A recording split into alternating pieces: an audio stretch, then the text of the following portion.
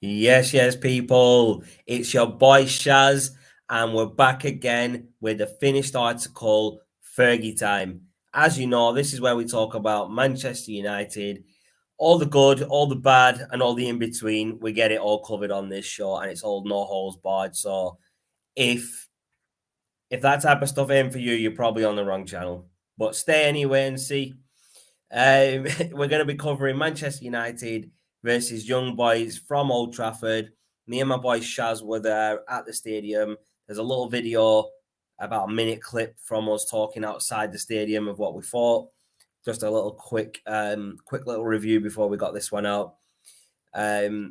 Before I bring Shaz on, please, obviously, as always, leave a like, comment, and always subscribe to the channel if you haven't already.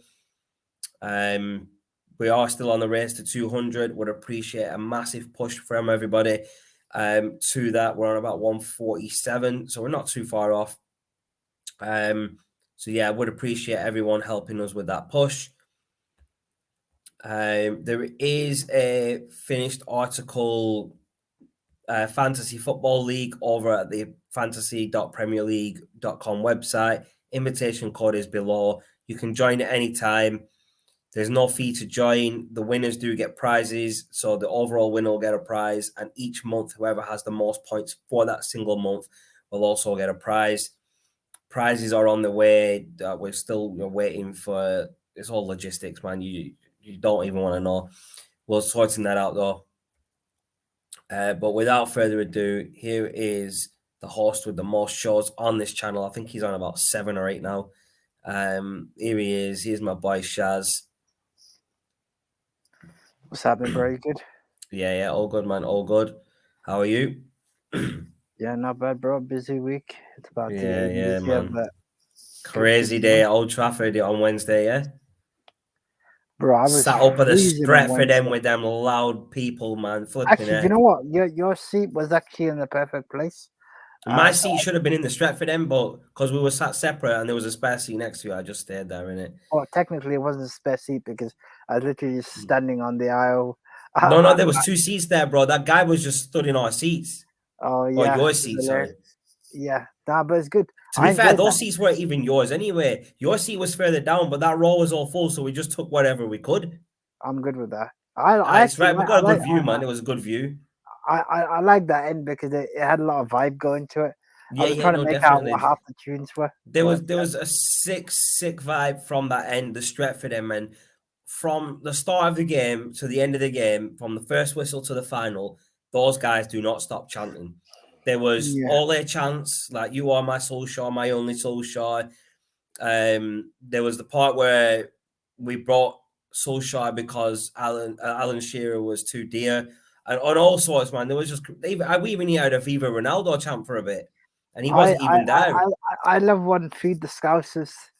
Oh yeah, the Christmas one. Feed Yes, the Scousers. Yeah, it was hilarious, that man. The first time I heard that today, on Wednesday, that was hilarious. that Some was funny. crazy vibes going on over there, man. I love it, man. The vibe from that Stretford end, it's just mad.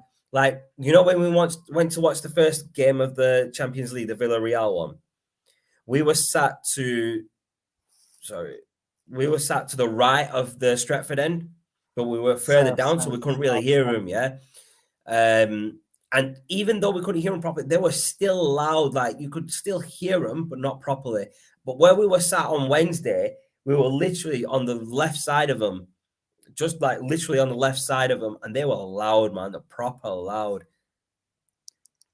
Yeah, I have to say let's go back to the start of the event. So um it was a shit day in terms of weather wise. Oh, forget about the weather, man. Don't I bring all the negative in, bro. Come on. no, hear me out. So we got to the stadium. We walked down the usual route.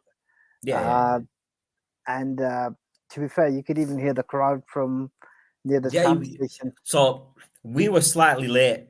So we got there after kickoff, and on the way to the stadium, we could hear the crowd as we were walking to the stadium.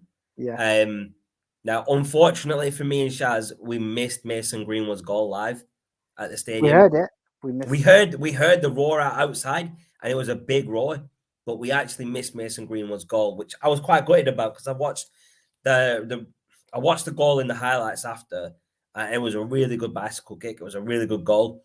To say he's only, 18, 19, and he's scoring goals like that, that's just crazy, man. Very talented young man. The only disappointing part was that it was a draw. Now, I'm going to talk about this a little bit because, yes, it was a draw, but for the side that we put out, it was a decent result. We didn't play any of our big players. Wan-Bissaka played, but Wan-Bissaka is now second choice. Like, Dalot's taking his spot. Matic played because he was captain. They needed someone with experience, even though he was shit all game.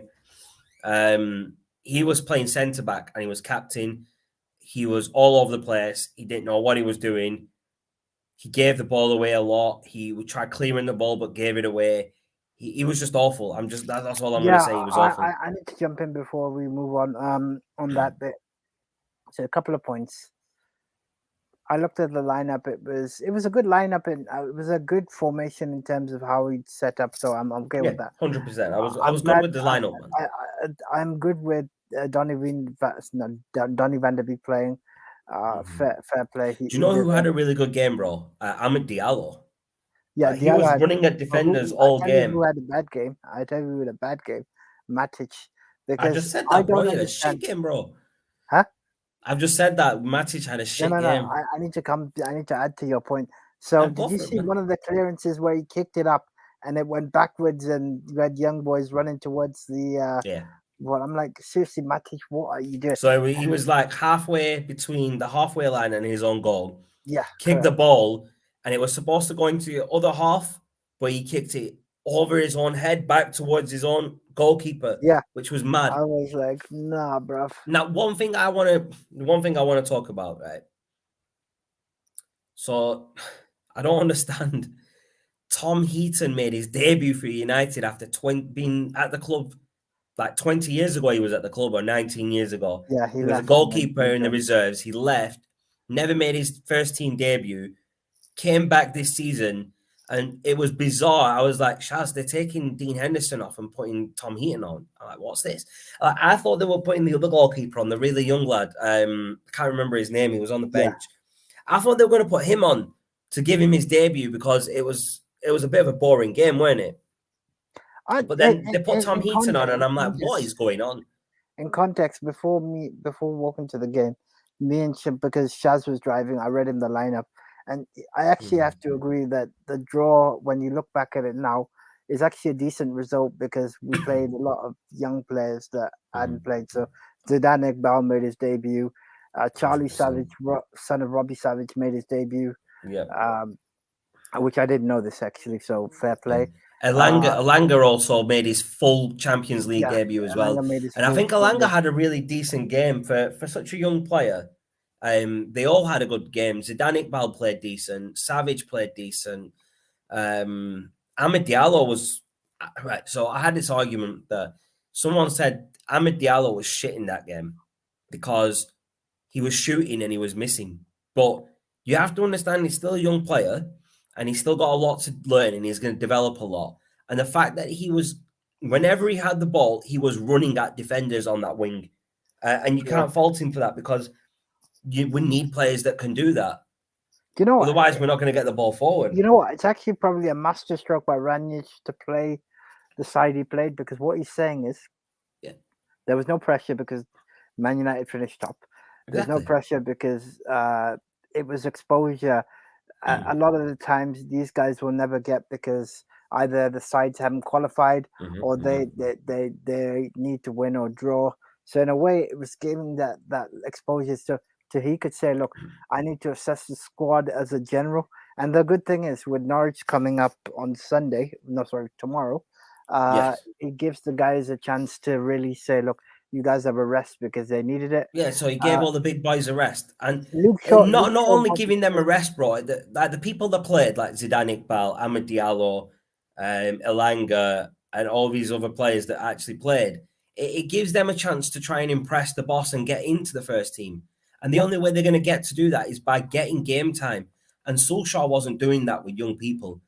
You have to be. I'm going to be honest with you. I mean, Raniak's come in and he's given 5 or 6 young players their debut in the Champions League to give them a chance to try and break into the first team, and that's what you need. You need a manager who's going to risk not risk like this game wasn't that big of a game. We'd already qualified in the Champions League for the group stage, so it didn't really matter. And he took that opportunity as like, right, it doesn't matter the result.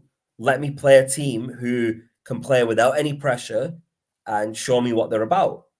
And they did that. Wan-Bissaka obviously played, Matic played because they were, and Luke Shaw played because I think obviously you've got to balance the inexperience with experience. Yeah. I think he did that really well. Like Dean Henderson has experience, but I think that was his first Champions League game for United that he's played. And it just gives all them players that, I don't know. I mean, playing in the Champions League for a footballer is like, a dream come true. Like Charlie Savage, like he's 17, 18? Yeah, 17, 18, and he's just made his debut for Man United in the Champions League. Something his dad could never do. Like Robbie Savage never made it onto the bench for any game for United to play in the Champions League. Yeah, he didn't actually. And if you watched before the game, Rio Ferdinand has a little slight dig at him for it. He goes, "How does it feel as a father to see your son do something basically that you've never done?" Oh yeah, It was a very sly little dig, and it's such an emotional moment for Robbie Savage. Rio Ferdinand taking shots at him. It was funny to watch, though. I watched it earlier today as well. It was funny to watch. Don't get me wrong. And I know it was just a bit of banter between mates. No, it was good. Overall, like I thought, the young players that played, they had a good game. Zidane Iqbal was decent during the game. Savage, I didn't really see much of him. Amad Diallo was the main one that I had my eye on for that game, and Elanga. They're both like what? Elanga's 17, 18, and how old's Diallo? 19, 20? 19. 19. There you go. And they both had an okay game for what is probably their debut Champions League game. And another player who I thought had a really good game was Donny van der Beek. Yeah, he was all over the pitch. He was on the left side, he was on the right side, he was defending, he was getting forward, he was in the middle, he was winning the ball. He was doing everything basically. And I thought that was a really good audition for him to get himself into the first team under Raniak, because he played that role really well. And if you watch the game, what was the first game for Raniak for United? Palace. If you watch Fred play against Palace, Van der Beek played that same role against Young Boys. And I think they both played it really well. Fred was really good against Palace. He scored the winning goal. He was all over the pitch. He, like I just said, like he was left, he was right, he was front, he was back, he was defending, midfield, attack. Fred was doing all of that against Palace. And Van der Beek played that role in this game. And I think Van der Beek played it really well. Yes, he's still young and he's got a lot to learn, but the more games he plays, the more game time he gets, the better he's going to get at that role. And I think it was a good opportunity for him to play the role and get used to it with no pressure in this game. Yeah, very true. Overall, I wasn't disappointed in the performance because, like I said, most of them were young players. I was disappointed in Matic. I thought he was really bad. And that proves that he's dead wood and he needs to go. Now, there's two little bits of news that I want to talk about later. One about Pogba and one about Martial. I'll get onto those later, but we'll talk about obviously the game first, and then we'll get back to it. So, the goal that Young Boy scored came from Donny van der Beek making a mistake. Okay, and he's held his hands up in an interview after the game, saying, "Look, it was my fault. I take responsibility.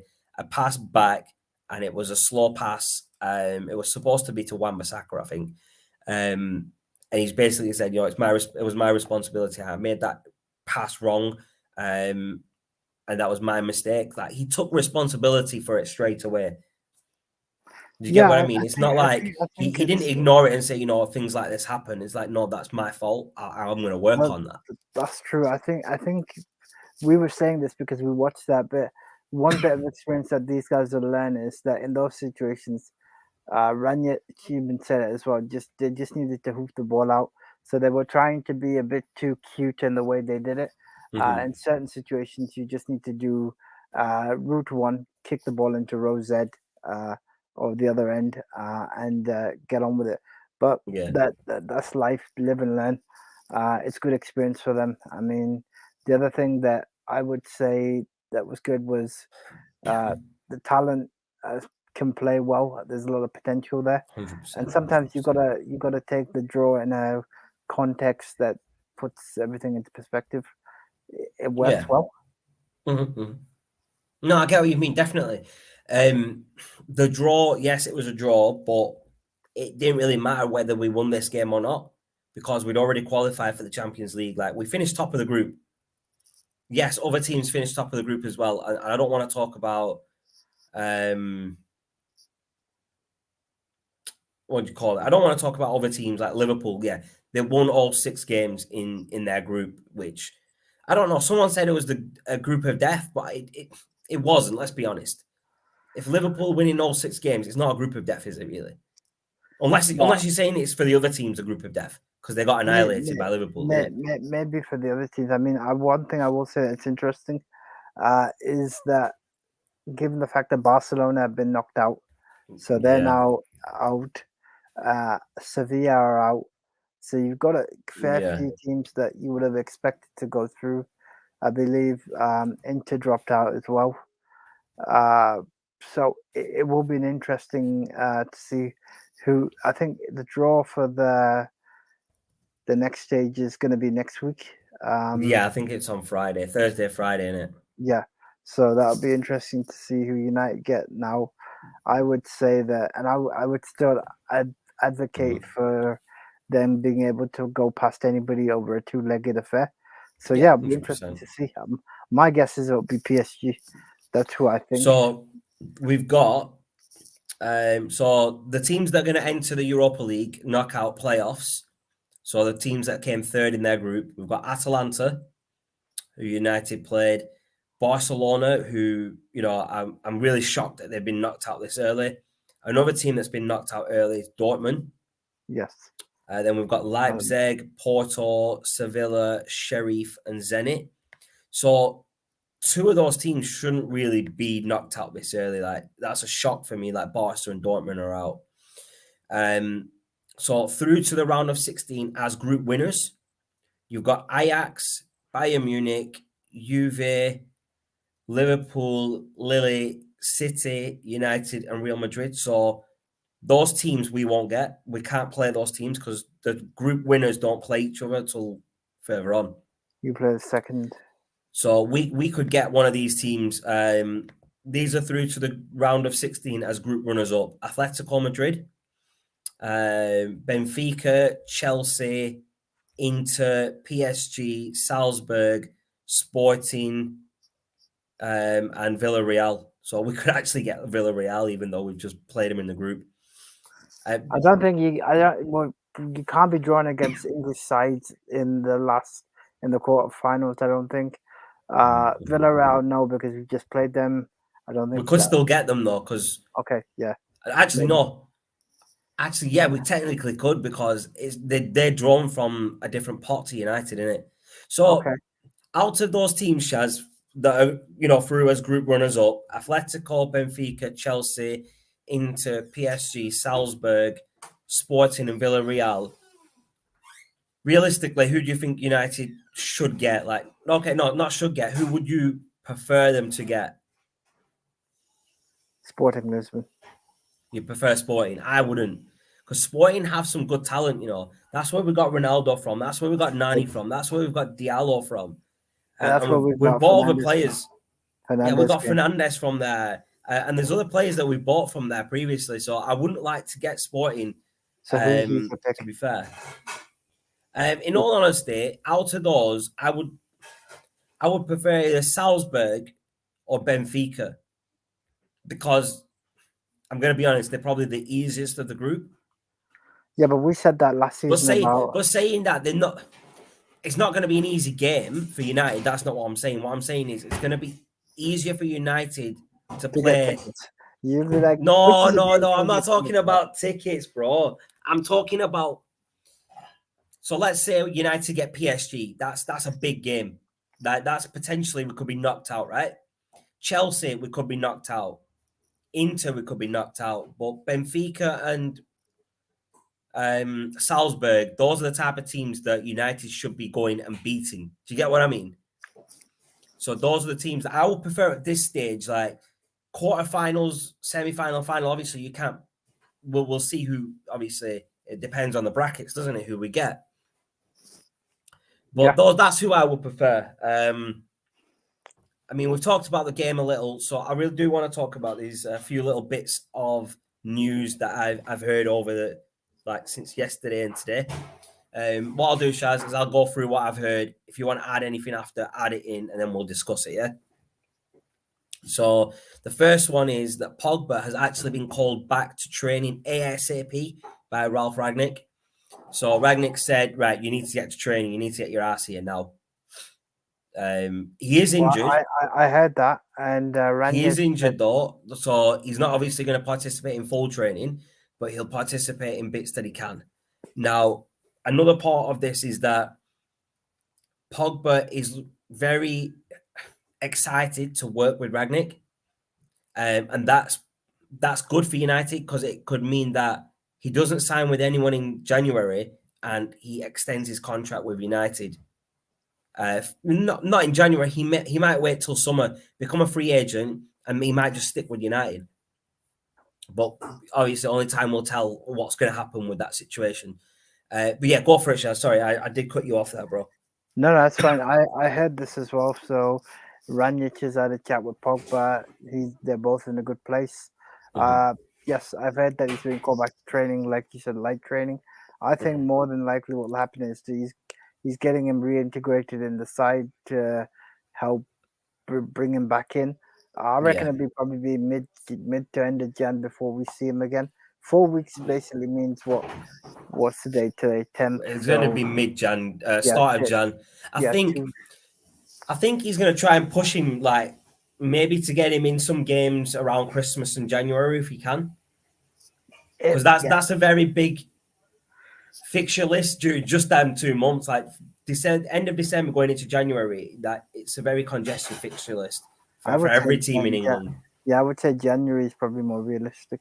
But I think he'll probably be playing like first week of Jan, second week of Jan, and he'll give other players at that point a rest and bring Pogba in. Now, I think Pogba will play really well in Rangnick's style of football.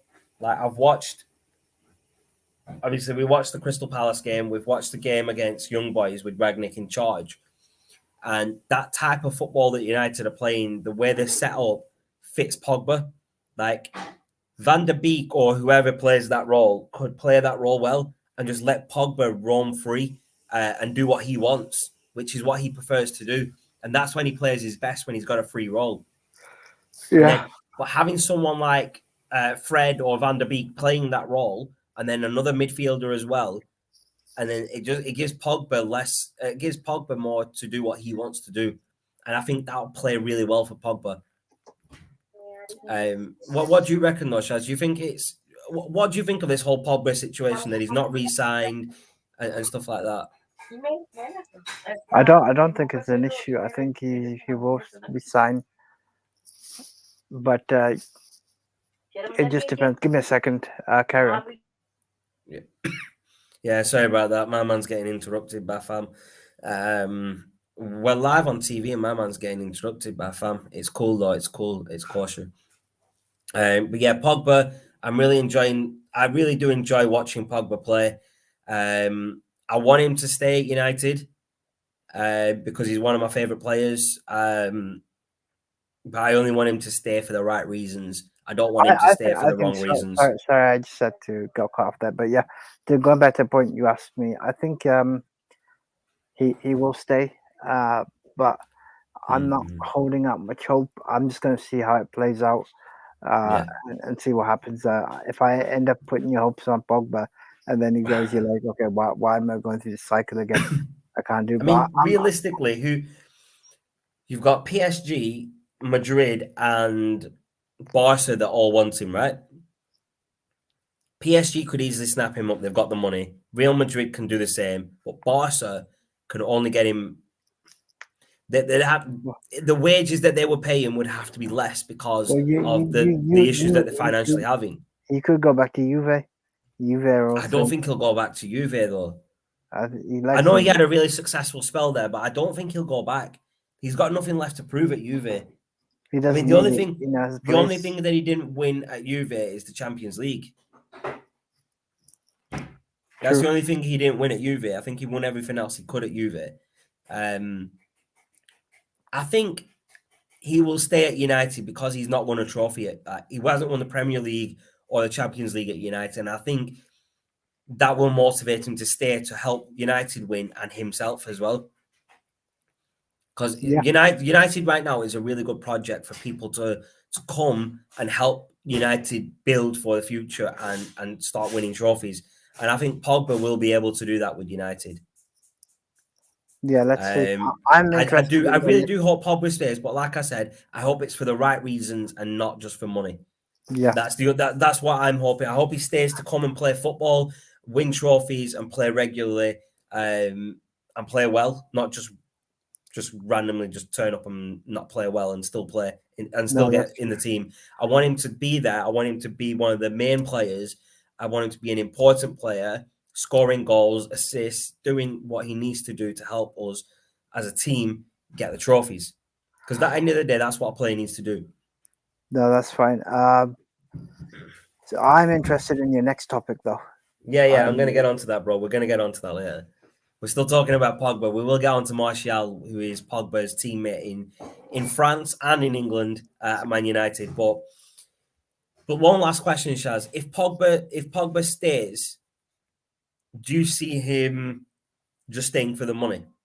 That's a question that I wanted to ask. So you know his agent is Mino Raiola, right? Yeah, I hate Mino Raiola. And you just heard what Mino Raiola said today about Haaland. So unfortunately, I think regardless of whether he stays or signs, his agent's always going to be a distraction. No. I'm just asking you, like, personally, bro, not whether. I'm asking you personally, not about his agent and real life shit. Just asking you generally. Do you see him if he stays? Is it going to be for the money or is it going to be for football? It's for the money. You reckon? He's done, bro. Guy needs an ass kicking. And if Ranić can give it to him. Do you know what? I think Ranić's the right manager to put discipline into Pogba. Like, when he was under Solskjaer, I think he didn't respect Solskjaer's authority. Yeah. Like, he thought, you know what, this guy's just a former player in it, just being a manager in it. I'm not going to take this guy seriously. And you could tell that with the way Pogba played and the way Pogba's attitude is at the moment. But now that Ranić's in, I think that's going to change. And that's going to be good for Pogba's career as well. Yeah. So we will get on to the next topic, which is Martial has asked to leave Manchester United in January, right? Yeah. Now, me and Shaz have been talking about Martial for a long time on this podcast. Now, until the start of this season, I was all for Martial staying, right? Because I thought he was younger than he actually is. He's, 25, 26 now, Shaz? Is that right? Yeah. And I thought he was only 22, 23. I thought, give the guy a couple more years and he might flourish. But man's at 25, 26. Man needs to go in it. Man has not done anything for United besides score a really good goal against Man City, right? The problem with Martial is he's very good when he wants to be. It's not consistent. It's like one game every season or 2 games a season.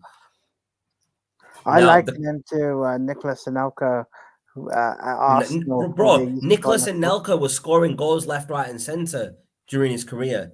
You can't liken Martial to him, bro. Come on. I'm talking about his attitude wise. They used to call Anelka Le Soak. I think that title has now moved on to Martial because definitely, bro. I can't handle competition. He gets upset every time. I don't even think it's competition that he doesn't like, bro. I think he's just very comfortable not playing and getting money at United. Even though the articles online say that he wants to play more. That's why he wants to leave. Yeah. I think he just wants more money. And United aren't going to give it him because he's hardly played for United. Why would they give him a new contract when he's hardly played? Crazy, bro. Now, like I said, I've always been a big fan of Martial, right? But at United, he's done. So he needs to move on to another club, and I hope he does well at the new club because I'm a big fan of him. I'll still watch him play. I just hope he doesn't come back and haunt us and score goals against us. But where do you see him going in January, Shaz? Do you see him staying in England? Do you see him staying going abroad? Realistically, I think he'll probably, as you've said, probably go on loan. And I don't even think he's going to go on loan, bro. I think he's going to get sold. Oh, that's fine. He's dead wood in it. He's dead wood in it, bro. He needs to go. He can go to Newcastle for all I care. They got money. The thing is, Newcastle want him. Martial wants to leave. I've got a feeling he's already spoke to Newcastle.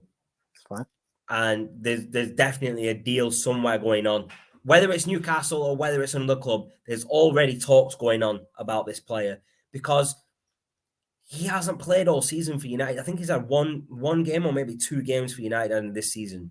And that's since, August? Yeah. That's 5 months and he's had 2 games.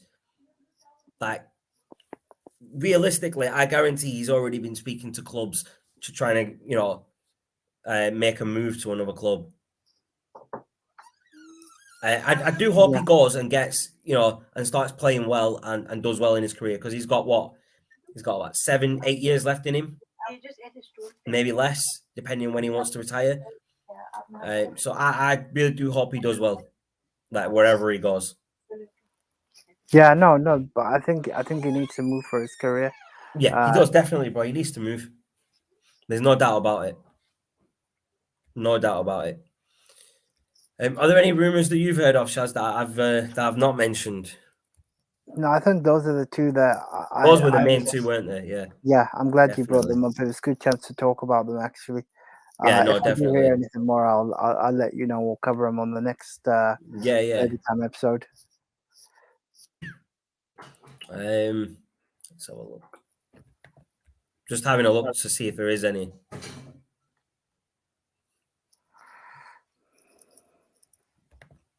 I hate Minariola, man. Sorry, I was just reading an article with his name in it. I'm like, I hate this guy already. Yeah. Okay, so the news is, obviously, we just spoke about Martial leaving. And the other news is that Jesse Lingard is looking likely to move as well. Yes, I heard. So that's very interesting because I think Jesse Lingard's a good player. He's more consistent than Martial. And I think Jesse Lingard will end up at Newcastle. I really believe that because he's going to want to stay in England for his family, to be close to his family. Newcastle's not that far from Manchester. Wouldn't he go West Ham? West Ham seems like a good... He could go to West Ham, but the reason I'm saying Newcastle is because there's more money involved at Newcastle. Like Newcastle have just been bought by billionaires and, they're expected to make some big transfers this year. And from what I've heard, bro, not just today, like what I've been reading over the past couple of weeks, Jesse Lingard's their number 1 target. Yeah. So if we get 25 to 30 mil for Jesse Lingard, I'd be happy with that, bro. For a player who's come through the academy and then get 30 million for him, or roughly 30 million, that's a decent business deal. That's true. The other things that I've heard is there's a player. Let's have a look. I can't even think of his name. It's written here. Sorry. There's a player from Aston Villa that Man United are looking at getting. They're looking at paying a fee of about 50 million for a central midfielder who Alex Ferguson is a big fan of. And his name is McGinn. 15 million from McGinn. Shit. Yeah. So Rangnick is a fan of him. Rangnick's obviously watched him in the Premier League since his past season and whatnot. He keeps an interest in the Premier League. He's a fan of him, and so is Alex Ferguson. So it looks like we might be getting McGinn, not your boy Declan Rice, bruv. How do you feel about that? I don't know. Declan Rice, you know what's going to happen with Declan Rice? He's going to go back to them farming fields to farm some rice, bruv. That's what's happening to him, bro. Oh, He's going back to get some basmati rice, bro. Fair enough. That's his new nickname, basmati rice. That's what I'm going to call him from now on, bro. Your favorite player, man. You always talk about him. Bro, I love my rice, bro. I love my rice, bro. And the other little bit of news that I've heard, I mean, this is coming from Mina Raiola, so I'm going to take it with a pinch of salt because he's a knobhead. He's saying there are a lot of offers on the table for Paul Pogba. Real Madrid, Barca, Juve, and PSG are all interested in signing him or re-signing him if you're Juve.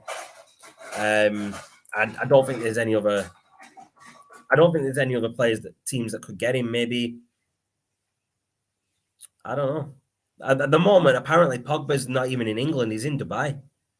Yeah, recovering training, summer training. That's crazy. That's crazy, man. Yeah, he's done that quite a bit actually. So that's just mad. So there's an article here. I'm just reading it. I don't even know who this player is, bro. Conrad Limmer. Have you ever heard of this guy, man? No, not come across it. Okay. So we talked about a player on the last video, Amadou Hadara. Yes, I heard that, yeah. So there's 3 midfielders that United are looking at signing to bolster the midfield, right? So one is Jude Bellingham from Borussia Dortmund. I think that would be really good. It's saying though Dortmund won't sell him for less than 100 million. So I don't think that's going to happen. It's too much money. 100 million for a player is too much. Yeah, well, they said the same about. They said the same about Pogba because he was 96 million, bro. Yeah. Another name that's been mentioned is Calvin Phillips, but we spoke about this that he's already rejected a move to United. He doesn't want to move from Leeds.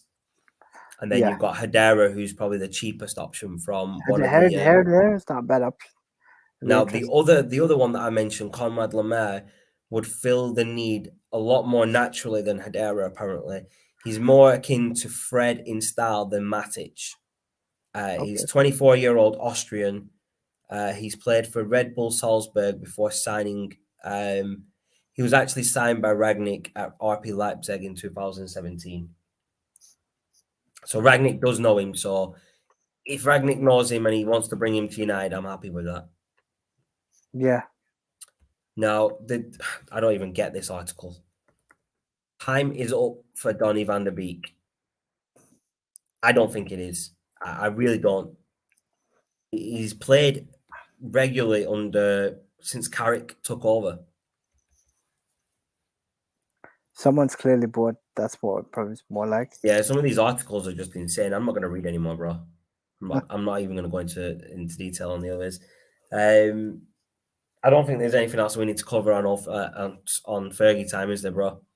No, I think we covered pretty much everything that we could think of for Man United this week. Got Norwich tomorrow. What are your predictions? We'll do a little preview on that. Go 3-1 Man United.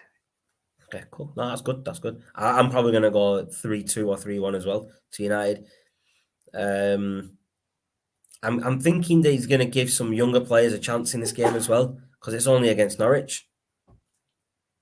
I think he's bringing back the big guns. I don't know, man. I don't know. He might be saving them for the Christmas and New Year fixtures, man. He's gonna mix it up, that's for sure. Yeah, he's gonna. I think some of the bigger players will play, like Ronaldo, Rashford, Fernandes, and Sancho, Fernandes, and your boy Fred Fernandes. Fred scored a cracker, bro. Bro, Fred's goal was good, man. I really enjoyed that. I enjoyed his performance against Palace, and I think he could do the same against Norwich. Yeah, no doubt, bro. No doubt. Put him and Donny van der Beek at the same time. Let them both do that role. Just see how solid that midfield is with them two together. Doing the same role, bro. 100%. No doubt, bro. No doubt. No doubt. So we're both going with a United win, yeah? Yeah. That's fair, man. That's fair.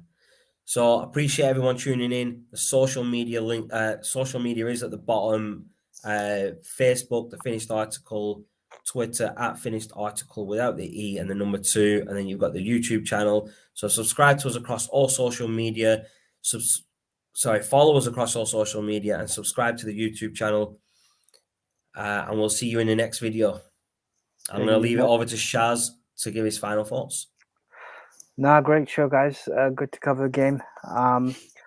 Interesting to see how Ranić gets on tomorrow against Norwich. See what lineup he's got in mind. And it'll be an interesting Christmas period, especially with January coming up. We'll be covering transfer speculation as to what happens in January. But until next time, take it easy, guys. Have a good evening, and we'll catch you soon.